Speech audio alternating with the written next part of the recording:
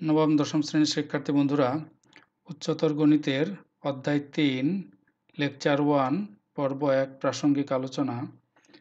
এই পর্বে আমরা যা যা শিখব তা হলো, 1 নম্বরেই আমরা পিথাগোরাসের উপপাদ্য সম্পর্কে জানব। যদিও পিথাগোরাসের উপপাদ্য তোমরা অষ্টম শ্রেণীতে শিখে এসছো, কিন্তু এই অধ্যায়ে পিথাগোরাসের উপপাদ্যকে ব্যবহার করে আরও বেশ কয়েকটি উপপাদ্য নিয়ে বিস্তারিত আলোচনা আছে। কাজেই আমাদেরকে পিথাগোরাসের উপপাদ্য জানতে হবে। পিথাগোরাসের উপপাদ্যের বিপরীত উপপাদ্য জানতে হবে। বিন্দুর লম্ব অভিক্ষেপ সম্পর্কে আমরা জানব এবং রেখাংশের লম্ব অভিক্ষেপ সম্পর্কে জানব। এই বিন্দুর লম্ব অভিক্ষেপ, রেখাংশের লম্ব অভিক্ষেপ তোমাদের কাছে নতুন। আমরা এই বিষয়গুলো বিস্তারিত আলোচনা করব, কারণ এই কয়েকটা বিষয় না জানলে তোমাদের উপপাদ্য 3, 4 বুঝতে অসুবিধা হবে। উপপাদ্য 1, পিথাগোরাসের উপপাদ্য।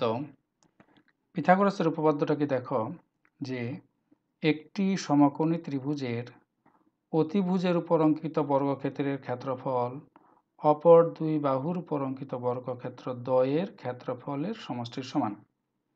এখন সমকোণী ত্রিভুজ, মনে করো এবিসি একটা সমকোণী ত্রিভুজ। এই ত্রিভুজের অতিভুজ কোনটা হবে? সমকোণের বিপরীত বাহুটা অতিভুজ হবে। এখানে এই সি কোণটা যেহেতু সমকোণ, এখানে এই সি কোণ সমকোণ, এর বিপরীত বাহু হচ্ছে এটা, এটা হবে অতিভুজ। তাহলে অতিভুজের উপর অঙ্কিত বর্গক্ষেত্রের ক্ষেত্রফল অপর দুই বাহুর উপর অঙ্কিত, অপর দুই বাহু হচ্ছে আমার এসি এবং বিসি, এই দুই বাহুর উপর অঙ্কিত বর্গক্ষেত্রের ক্ষেত্রফলের সমান হবে। অর্থাৎ এবি স্কোয়ার ইকুয়াল টু হবে এবি স্কোয়ার ইকুয়াল টু হবে AC square plus BC square, AC square plus BC square. আমরা যদি এখানে এবিকে আমি যদি সংক্ষেপে সি ধরি, এ বিসিকে আমি যদি সংক্ষেপে এ ধরি, আর এসিকে যদি সংক্ষেপে আমি বি ধরি, তাহলে আমার কথাটা ছোট করে কি লেখা যাবে? A B square equal two হচ্ছে সি স্কোয়ার ইকুয়াল টু এসির মান হচ্ছে আমার বি স্কোয়ার, আর বিসি এর মান হচ্ছে এ স্কোয়ার। এই অর্থাৎ আমরা বলতে পারি যে এবিসি ত্রিভুজের এসি বাহুটার যদি আমার সি হয়, আর সি এর উপর অঙ্কিত বর্গক্ষেত্রের মানে এটা যদি প্রত্যেকটা বাহু সি হয়, তাহলে এর ক্ষেত্রফল হবে আমার সি স্কোয়ার।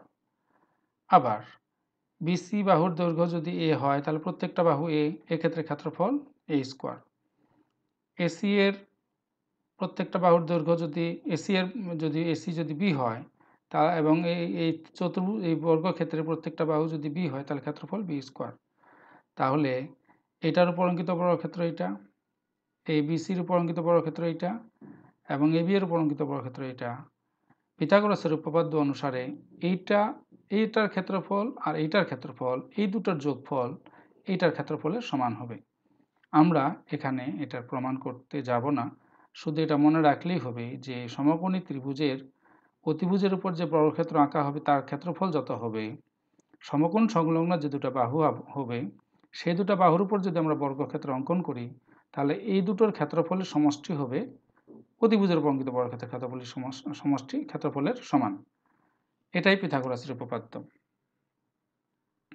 পিথাগোরাসের উপপাদ্যের বিপরীত প্রতিজ্ঞাটা হলো, যদি কোনো ত্রিভুজ এমন হয় যে এই এবি বাহুর উপরে অঙ্কিত বর্গক্ষেত্র অর্থাৎ এবি স্কোয়ার যদি এসি স্কোয়ার প্লাস বিসি স্কোয়ারের সমান হয়, অর্থাৎ যদি এবি স্কোয়ার ইকুয়াল টু হয় এসি স্কোয়ার এবং বিসি স্কোয়ারের যোগফলের সমান হয়, তাহলে এই যে দুই বাহু, এর দুই বাহুর অন্তর্ভুক্ত কোণটা এক সমকোণ হবে। এটাই পিথাগোরাসের বিপরীত উপপাদ্য। আবার বলি, কোনো ত্রিভুজ যদি এমন হয়, ত্রিভুজের বাহুগুলোর মধ্যে সম্পর্কটা যদি এমন হয় যে একটা বাহুর উপর অঙ্কিত বর্গক্ষেত্র এর অন্য দুই বাহুর উপর অঙ্কিত বর্গক্ষেত্রের ক্ষেত্রফলের সমষ্টির সমান হয়, তাহলে আমরা বলবো যে এই দুইটা এই এই এই এই ত্রিভুজটা সমকোণী ত্রিভুজ, যার এই এসি বি কোণটা হবে এক সমকোণ। এটাই পিথাগোরাসের বিপরীত উপপাদ্য। এবার আমরা জানব লম্ব অভিক্ষেপ। প্রথমেই বিন্দুর লম্ব অভিক্ষেপ আমরা জানব। তো মনে করো এবি একটা নির্দিষ্ট সরলরেখা আর পি একটা নির্দিষ্ট বিন্দু। এবি রেখার উপরে পি বিন্দুর লম্ব অভিক্ষেপ বলতে আমরা যা বুঝবো তা হলো পি থেকে যদি আমি এবির উপর একটা লম্ব অঙ্কন করি তাহলে সেই লম্বের পাদবিন্দুই হবে এবি এর উপর পি বিন্দুর লম্ব অভিক্ষেপ। পি আর এবি এর পরে লম্ব আঁকা হলো, তাহলে পি আর এর পাদবিন্দু হচ্ছে আর। সুতরাং আমরা বলতে পারি আর বিন্দুটি পি বিন্দুর লম্ব অভিক্ষেপ এবি এর উপরে। কথাটা হচ্ছে কি, যে কোনো বিন্দু থেকে কোনো রেখার উপর অঙ্কিত লম্বের পাদবিন্দুই ওই বিন্দুর লম্ব অভিক্ষেপ। তো পি বিন্দু, সুতরাং এবি এর উপরে পি বিন্দুর লম্ব অভিক্ষেপ আর। বিন্দুর লম্ব অভিক্ষেপের দৈর্ঘ্য 0। এবার আসি রেখাংশের লম্ব অভিক্ষেপ কি। রেখাংশের লম্ব অভিক্ষেপ বলতে আমরা বুঝি এরকম, যে মনে করো পি কিউ একটা রেখাংশ, এবি অন্য একটা রেখা, এবি একটা নির্দিষ্ট রেখা, পি কিউ আরেকটি রেখা।